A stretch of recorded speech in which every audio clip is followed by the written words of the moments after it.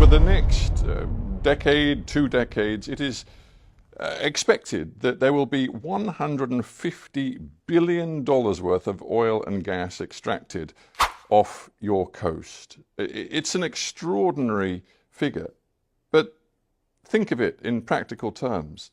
That means, according to many experts, more than 2 billion tons of carbon emissions will come from your seabed, from those reserves, and be released into the atmosphere. I don't know if you as a head of state went to the COP in Dubai. Let me stop you right there. Let me stop you right there. Do you know that Guyana has a forest forever that is the size of England and Scotland combined?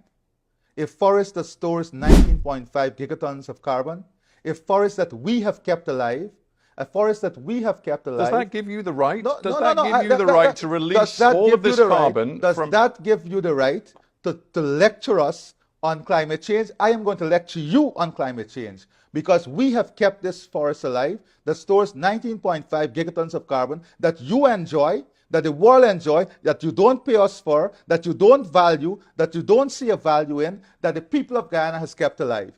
Guess what? We have the lowest deforestation rate in the world. And guess what?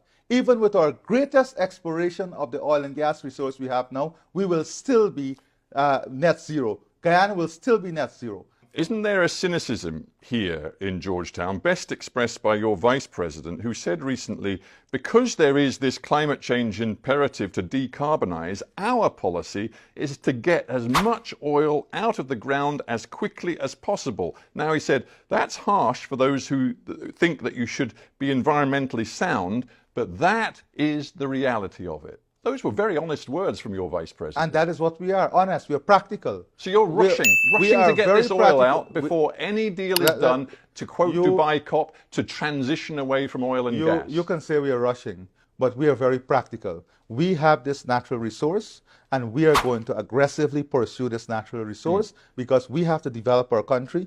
We are committed to the development of this region. We have to create the opportunity for our people because no one is bringing that for us.